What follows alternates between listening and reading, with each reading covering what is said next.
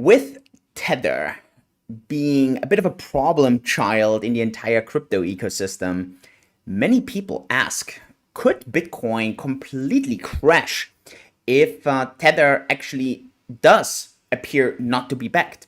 Would this cause a black swan? Would this be a reason for the entire crypto dream 2021 to implode?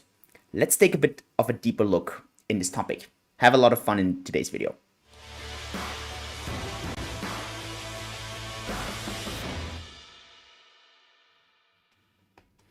Hey and welcome to today's video. My name is Julian. On my channel, it's all about making you crypto fit. I discuss the beautiful world of decentralization, blockchain, cryptocurrencies, most of all Bitcoin. But today we discuss an altcoin, if you want to call it. To me, it's not really an altcoin. It is a stable coin. And we discuss USDT Tether. If you're new to the channel, you don't want to miss any of the content here. I talk about most of those topics in a very rational kind of, objective voice. I'm definitely not one of those YouTubers out there who scream a lot or who try to tell you what the market's doing, because at the end, no one really knows. I really try to help you peek behind the scenes. So, hey, you might want to subscribe, tune in more often. And if you already subscribed, please smash the likes and welcome back. I want to discuss this topic of Tether. We're going to break this down actually in 5 things. I want to discuss what a black swan is. I want to discuss Tether, the problem with Tether. I want to talk about the probability that I think such a problem can occur and what you could be doing or should be doing in order to avoid this. So let's get started with a black swan. A black swan, by definition, a swan means sleeping well at night. So these are the normal occurrences in anything. And in probability theory, this means that any event that's within 3 standard deviations. So if a standard deviation, for example, in Bitcoin would be, 15% volatility, anything within 45% would then be a swan, would be sleep well at night. A black swan event is an event that causes things to happen that are completely outside of expectation. And a very famous quote from any kind of person that does investing or any kind of idea that you want to follow is that all the life-changing things either are white swans or black swans. They're normally not swans. So that's important. What does this mean? Well, the white swans are basically those events that are incredibly positive, but they're also outside of 3 standard deviations. So this would be that, Bitcoin shoots up 20, 30, 40x, and you only expect it to shoot up 10x, right? And then the black swan is that Bitcoin crashes 95%. And the theory is anything that happens that's really life-changing is either a white or a black swan. So it's the improbable events that actually define your destiny. And I mean, that's how everything is. If you asked a year ago, so how's 2020 gonna be? And then you're gonna have all these experts and they're gonna give you all these ideas. I'm pretty sure no one would have predicted 2020 the way it turned out, simply because it was a black swan.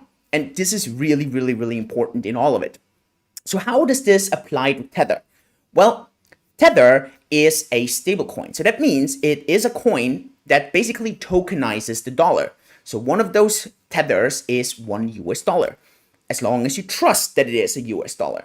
And stable coins at the moment can basically be generated via 2 ways. Either because it's backed by something or pegged to something, namely the dollar, or you have algorithmic stable coins like DAI, for example. It's not backed by dollars, it's actually decentralized tokenization. And that's, for example, something that's going to be very interesting going forward, especially with DeFi Chain, a project that I am working on. So that's going to be an interesting one. But today we're going to talk more on Tether, so the tokenization of dollars itself. Now, the idea here is, well, if Tether is actually fully backed, so if there's, and at the moment it's the largest stablecoin by far, I think there's close to $20 billion Tether out there. Obviously, if there's $20 billion in a bank account, great. No problem. But what if there is way less Tether in the bank account, way less dollars in the bank account? What if there's only 50%, only 25%? What if there's only 5%? What if there's lawsuits happening against Tether? And this is actually point number 3. This is where now we get to the problem. There's many stories out there that Tether actually is not backed, that there's lawsuits against Tether, and this would then mean, and now let's kind of connect the dots here, that the most famous or the most popular trading pair, namely Tether Bitcoin, would suddenly have no other pair. Because from one day to another, if this, and now we come to the Black Swan, no one really has this in their models. There is a probability that is happening. And again, I don't see this probability as very high. This is not a 50% chance. To me, this is maybe a 2-3% chance of this happening in 2021. But if it were to happen, if it turned out that Tether gets sued, that Tether is illegal, that Tether is not backed, well, what would happen is the following. Suddenly, there's no more trust in USDT. If there's no more trust in USDT, no one would take those USDT. And since no one would take them anymore, the trading pair of Tether versus Bitcoin would completely collapse because no one wants to sell their Bitcoin for USDT because the USDT are worthless. So maybe yesterday, one USDT was worth $1, but today one USDT is not worth $1 anymore. It's maybe only worth 10 cents. So I need to have 10 times more the USDT for the same amount of Bitcoin. So on other hands, you could almost say Bitcoin would drop by 90%. Now it's not entirely correct, but you kind of understand where I'm going to. The price gets created by supply and demand. And if the demand suddenly drops by 90%, what do you think the price is going to do? The price is definitely going to drop. And then suddenly other factors come into play. The entire bots come in, kind of short sellers, there's more panic, this panic leads to more panic, and suddenly this event of suddenly less buying power completely down spirals the price. And this is a real significant problem. If you ask me, what is the most likely black swan that we can see?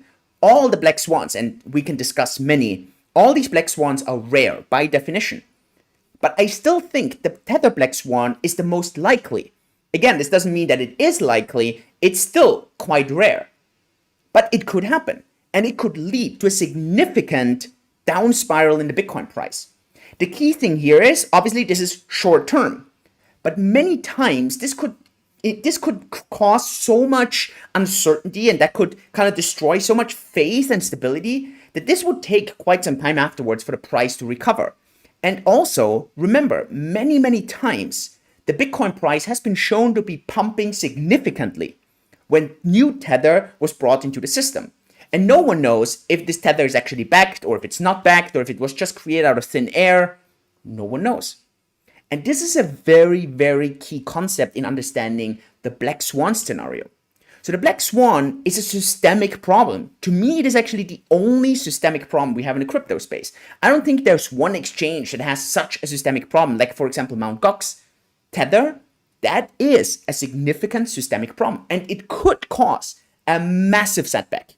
The probability of this, in my opinion, relatively low. 2-3%, that's it. But, and now this is the key thing, what does this mean for you? This means that you should probably rather use USDC. USDC is the second largest stablecoin. It's issued by an entire kind of organization, Coinbase, Circle. There's a lot of people, or a lot of companies behind it. That is the first thing. And the second one is, it's probably the reason why you shouldn't go all in. You shouldn't be going all in because it is actually quite dangerous, because it is an event that's very difficult to predict. So just keep this in mind. Maybe as a side note, why do we at Cake, for example, and on Cake, we're a platform that gives you cash flow in your cryptocurrencies. Why do we offer USDT on our platform? It's very simple. Because USDT is by far the most used cryptocurrency. And it's a lot easier from a regulatory standpoint to use USDT than to use USDC. And so we want to offer the best offers to our customers. And so there, it's always a bit of a trade-off. The trade-off is judging some of the risks. And again, the risk for Tether to be a complete flaw is relatively small. It is a flaw you have to live with. But on the other hand, it should also be the reason why you probably shouldn't go all in Bitcoin, because there are some significant risks in all this. So I hope this gives you a bit of the if, then what scenarios, and it gives you a bit of an idea. The risk is relatively small. It is existent, and it could cause to a Bitcoin Black Swan. Let me know what you think about all this. Do you think Tether is backed? Do you use Tether? Do you see any other problems with this? Let me know in the comments below. And yeah, if you want to check out decentralized tokenization, check out DeFi Chain. I'll link this up below as well. Check out Cake, a cash flow to get cash flow, a platform to get cash flow from cryptocurrencies. And don't forget to click the subscribe button, hit the likes, and then I'll see you next time. Thank you so much. Yours truly, Julian. Bye-bye.